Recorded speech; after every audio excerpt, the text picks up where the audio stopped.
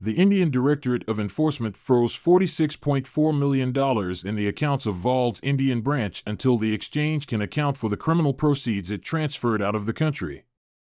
India's Directorate of Enforcement, ED, announced Friday that it has frozen the financial accounts of Bengaluru-based financial services company Yellow Tune Technologies, some of which were held by FlipVolt Crypto Exchange, the Indian branch of Singaporean VALD.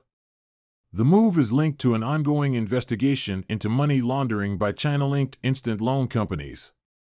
This is the second time this week the agency has taken action in the crypto sphere in connection with that case. The financial watchdog announced it was freezing Yellow Tune's bank balances, payment gateway balances, and balances in the FlipVolt cryptocurrency exchange for a total of 3.7 billion rupees, or $46.4 million, after determining that the company was a shell entity incorporated by two Chinese nationals using pseudonyms. According to newspaper accounts, the ED spent 3 days searching premises associated with Yellow Tunes.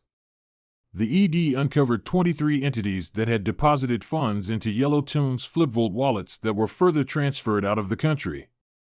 The ED was sharply critical of FlipVolt's handling of the funds.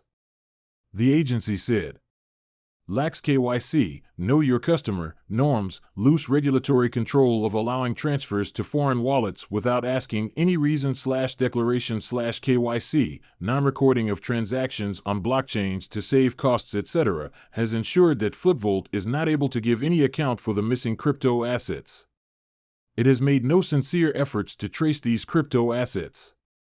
Citing India's Prevention of Money Laundering Act of 2002, the ED froze funds in FlipVolt's accounts equivalent to the sums it transferred from Yellow Tune's wallets to foreign wallets till complete fund trail is provided by the crypto exchange.